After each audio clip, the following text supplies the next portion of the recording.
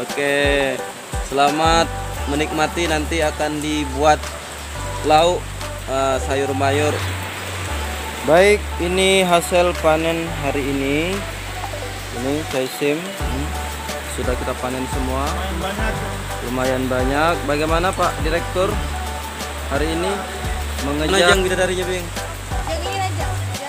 Nah, jadi kita lagi panen caisim. Nah, ini merupakan panen GH Pondok Pesantren Muslimus Sunnah Kampus 3 yang kedua kalinya.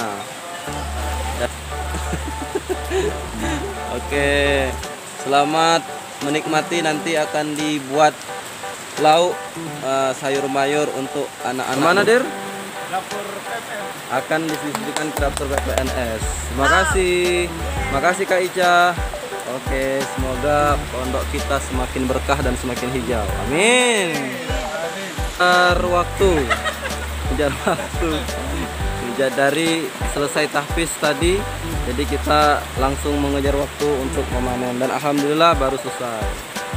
Oh, besok insya Allah ini caisimnya sudah berumur 3 minggu lebih kurang.